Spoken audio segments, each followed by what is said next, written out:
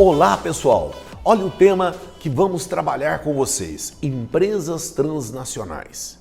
Aquelas que são na atualidade um dos principais atores da globalização, que vão ter um papel econômico extremamente importante na lógica da globalização.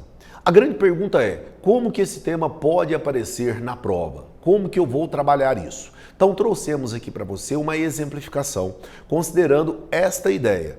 Primeiro mostrando para você uma lógica da distribuição espacial, da rede geográfica em que essas indústrias se encontram. Visto isso, o que você vai observar? Printa essa tela, dá uma olhada nos detalhes, porque é muito importante entrar no enunciado, para depois ir para os questionamentos. Vamos para o restante da questão. O que ele traz para nós?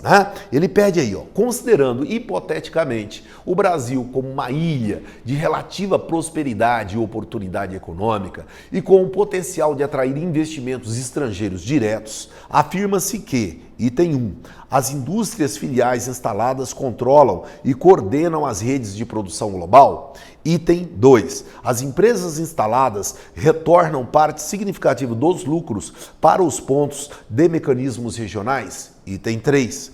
As corporações transnacionais regulamentam o desenvolvimento da ciência e da tecnologia local. Item 4. As fábricas estrangeiras são atraídas pelos incentivos fiscais oferecidos para alocar capital produtivo. Então veja você, aí tem duas questões extremamente importantes. Uma delas é a mais evidente, que é do item 4. Então você não teria dúvidas a respeito deles. Por quê? É uma das chamadas vantagens comparativas. Desse modo, a alternativa correta aí é a letra D de demente. Por quê? Porque você vai perceber o detalhe em cima de um item muito marcante, a pegadinha. O que ele está colocando para você? Olha só, lá no enunciado, considerando hipoteticamente o Brasil como uma ilha de relativa prosperidade e oportunidade econômica, então você tinha que considerar esse aspecto do texto. O que ele te pede? Afirma-se que, olha só, ele está dizendo para nós, no item 1, as indústrias filiais instaladas controlam. Isso aqui é o inverso, elas não controlam, elas são controladas. Então esse item 1 já era. E olha a outra pegadinha do 4, que eu acho que era o que mais iria derrubar muita gente nessa briga. No 4 não, desculpe. Que iria derrubar muita gente nessa briga. Do 3, olha o que ele diz. As corporações transnacionais regulamentam o desenvolvimento da ciência e da tecnologia local. Então o país não tem soberania. Regulamentação é dado por lei. Quem cria leis é o poder legislativo. O máximo que poderia dizer é que elas têm o monopólio da produção. É uma pegadinha que ele montou para você. Na prática, o item 4 trabalha a ideia da guerra fiscal e das isenções para atrair investimentos, e o item 2 trabalha a questão do retorno dos lucros, a remessa dos lucros. Por quê? Porque esse lucro ele acaba gerando o quê? Movimentação direta e indireta de capitais, ampliando a lucratividade para as próprias regiões. É o que a gente chama de dinamismo econômico. Quem são essas empresas, de um modo geral? Na maior parte das vezes, essas empresas são assim identificadas, holdings. Essas são o quê? São escritórios administrativos que não produzem nada, mas que têm empresas espalhadas em várias partes do mundo. Essas empresas podem ser de um mesmo setor ou de setores diferentes, controlados por um escritório administrativo que está, por exemplo, em Tóquio, que está em Nova York, mas que tem filiais espalhadas pelo resto do mundo.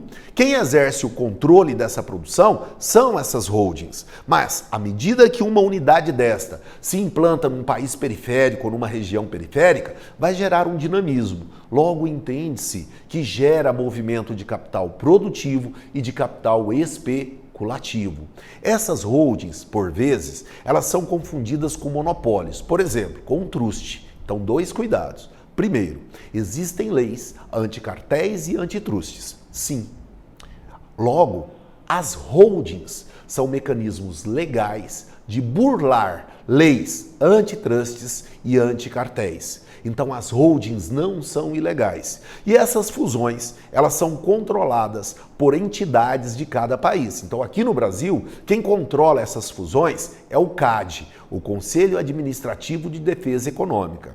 Logo, elas permitem que, sobre o mesmo grupo, eu tenha uma, duas, três ou mais empresas. É um trust? Não. Por quê? Continua a existir as marcas, então você tem liberdade de escolha.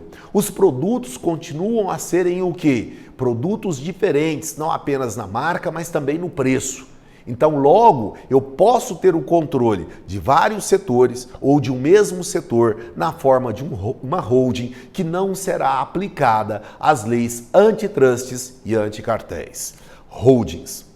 Tema importante para entender a lógica do capitalismo e as fusões e megafusões. Inscreva-se no nosso canal, assista essa videoaula sobre fusões e megafusões no capital transnacional. Você vai gostar. Um grande abraço e até a próxima!